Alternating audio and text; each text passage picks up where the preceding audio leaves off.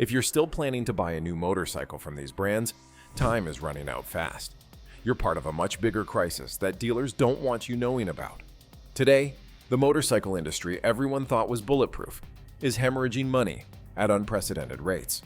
Internal documents just leaked showing 5 major manufacturers have less than 18 months of operating capital remaining. This happened because electric vehicle mandates killed their core business model before they could adapt. The numbers are absolutely brutal. Production down 70%, dealership closures accelerating, and warranty support vanishing overnight. So if you own or want any of these bikes, this changes everything you thought you knew about the motorcycle market. Here's which 5 legendary brands are filing their own death certificates. Hit subscribe now for more industry-exposing content, like this video, and tell me what you think in the comments. But before we start, number 5, Harley-Davidson. Coming in at number 5, we have Harley-Davidson. This company built its reputation on American motorcycle heritage, but their own SEC filings just revealed they're burning through $50 million per quarter, with no turnaround plan. The cash flow crisis has been exposed with monthly operating losses now exceeding revenue. Their emergency credit lines are completely maxed out, and vendor payment delays are reaching beyond 120 days.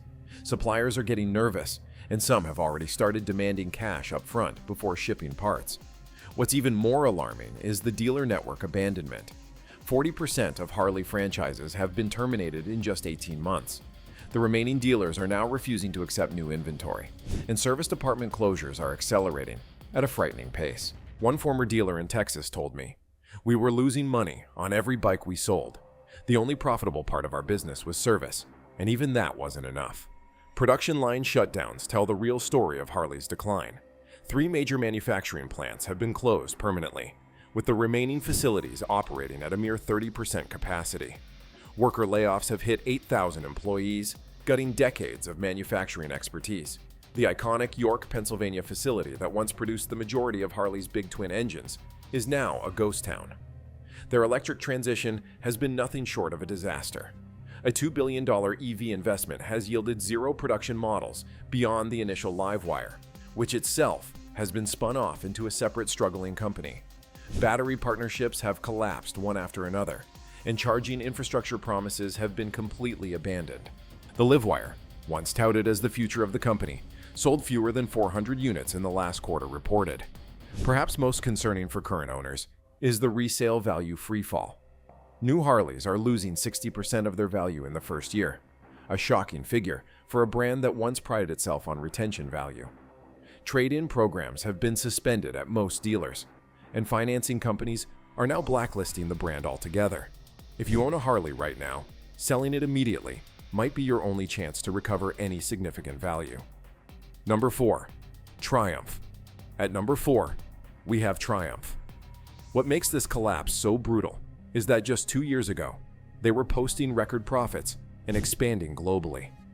The British motorcycle manufacturer seemed untouchable. The accounting manipulation has now been exposed, with creative revenue recognition schemes uncovered in their financial reports. Inventory write-downs have been hidden from investors, and auditor warnings have been ignored for 3 consecutive quarters. One financial analyst who reviewed their books told me they've been booking sales when dealers receive inventory, not when actual consumer purchases happen. It's created a phantom profitability that's about to implode. Triumph's supply chain is experiencing an absolute apocalypse. Key component suppliers are now demanding cash on delivery, refusing to extend any credit to the company. Quality control standards have been abandoned in a desperate attempt to keep production moving, and recall costs are exceeding annual revenue. A former supplier revealed, "They stopped paying invoices last year. We can't afford to ship them anything anymore." Their market share has completely evaporated, with sales dropped 85% year over year. Their core demographic has aged out without replacement, and competitor brands are capturing former loyal customers at an unprecedented rate. The younger riders Triumph desperately needs are gravitating toward Japanese and Italian alternatives, leaving Triumph's dealer showrooms empty. The executive exodus pattern cannot be ignored. The CEO, CFO, and head of engineering all resigned within 6 months, with insider stock sales totaling $200 million. Board members are jumping ship faster than rats from a sinking vessel. When leadership abandons a company this rapidly while cashing out their shares, it's the clearest warning sign possible. Warranty support has completely collapsed. Service centers are refusing warranty work due to unpaid claims. Parts availability is down to a 30-day supply, and customer lawsuits are multiplying. One Triumph owner in California told me, "My bike's been at the dealer for 4 months waiting for a part that they say might never come. They suggested I just sell it for parts." Number 3, Ducati. Number 3 is Ducati, and this one stings because they've been lying to customers about their financial stability while secretly preparing bankruptcy documents. The Italian icon of performance motorcycles is on life support. A hidden debt bomb discovery has revealed $4.7 billion in undisclosed liabilities. Their pension fund obligations remain unfunded, and environmental cleanup costs exceed the company's entire value. An insider at Volkswagen Group, Ducati's parent company, leaked that the board has already decided to cut Ducati loose. They're just looking for a way to do it that doesn't tank their stock price. The manufacturing quality meltdown is evident, with defect rates increased 400% over just 2 years. Safety recalls are affecting 80% of recent models, and NHTSA investigations are multiplying. The Bologna factory that once produced the pinnacle of motorcycle engineering is now rushing out substandard machines just to maintain cash flow. Ducati's technology obsolescence crisis is accelerating. Their engine designs are failing to meet new emission standards, and their software systems are incompatible with modern requirements. Perhaps most telling, their R&D budget has been slashed to zero. A former engineer told me, "The designs we're selling now were finalized 3 years ago. There's nothing new in development at all." The insurance industry revolt is the clearest external validation of Ducati's problems. Major insurers are refusing coverage for new models. Existing policies are not being renewed, and accident claim payouts are bankrupting the remaining coverage options. One insurance executive said bluntly, "The failure rates we're seeing make these bikes uninsurable at any premium we could reasonably charge." Asset liquidation is accelerating. Their historic headquarters has been sold, intellectual property has been licensed to competitors, and brand name value is assessed at negative equity due to potential liability costs. Even their racing program, once the crown jewel of Ducati's marketing, has been stripped to the bare minimum with factory support for teams vanishing. Number 2, BMW Motorrad. At number 2, we have BMW Motorrad. This is the manufacturer that mechanics nationwide are warning customers to avoid completely, and their financial filings prove why. The German engineering powerhouse is collapsing under its own weight. Operating capital exhaustion is severe, with less than 90 days of operating expenses remaining. Credit facilities have been revoked by multiple banks, and emergency asset sales are failing to raise sufficient funds. BMW Group has made it clear they will no longer subsidize the motorcycle division's losses. Regulatory compliance failure has resulted in EPA violations, causing production bans in key markets. Safety certifications have expired and are not being renewed, and international market access has been terminated in several countries. Their inability to meet Euro 6 emission standards has effectively locked them out of the European market that was once their stronghold.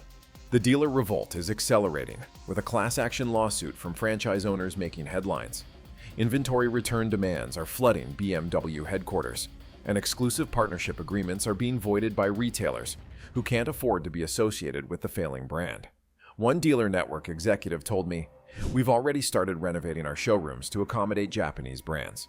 BMW won't be part of our future." Parts and service abandonment is perhaps the most immediate threat to current owners. Component manufacturing has been terminated for anything older than 2 years. Technical support has been eliminated, and their authorized repair network has essentially dissolved. If you own a BMW motorcycle right now, you're already experiencing the parts shortage that will only worsen. The customer base migration is striking, with brand loyalty surveys showing a 90% defection rate. Online communities are actively advising immediate sale of BMW motorcycles, and owner groups are organizing legal action over residual value collapse. The resale market for BMW motorcycles has effectively frozen, with buyers unwilling to take the risk regardless of price. Number 1, Indian Motorcycle. And at number 1, the most shocking collapse of all, we have Indian Motorcycle. This company dominated the American heritage segment for over 50 years, and their own bankruptcy attorneys just confirmed they have exactly 14 months left. The catastrophic financial hemorrhaging is unprecedented, with $800 million quarterly losses, with no viable cost reduction plan. Their debt-to-asset ratio exceeds 340%, and creditor demands are forcing immediate liquidation of inventory and equipment. Polaris Industries, Indian's parent company, has already written off the entire motorcycle division in their latest quarterly report. Complete market abandonment is underway. All new model development has been canceled, existing production lines are mothballed, and global operations reduced to liquidation mode only. A former executive revealed, "The decision has already been made. They're just trying to extract whatever value remains before announcing the closure." The legal obligation apocalypse facing Indian is staggering. Product liability lawsuits exceed the total company value.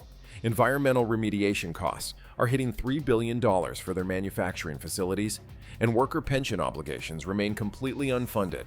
These liabilities alone would sink the company, even if their motorcycles were selling well. Brand equity destruction is accelerating. The marketing budget has been eliminated entirely, sponsorship contracts terminated, and trademark licensing is generating more revenue than actual motorcycle sales.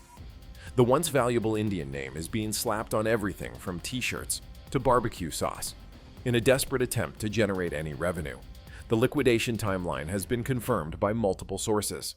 Court-appointed trustees have been assigned, asset auctions have been scheduled, and the final motorcycle rolling off the production line date has been announced internally to staff. Employees have been told to expect closure notices within months, not years.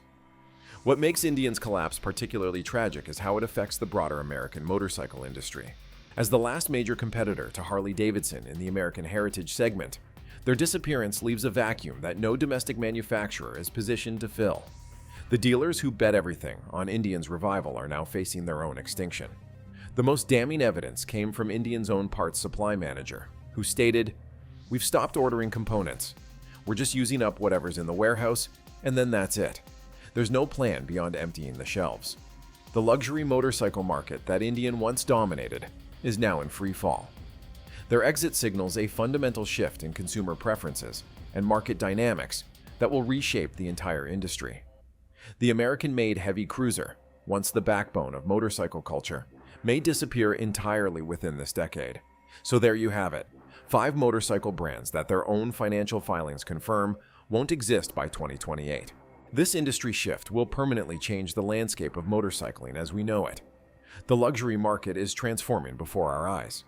What these brands failed to see coming was that their legacy alone couldn't sustain them.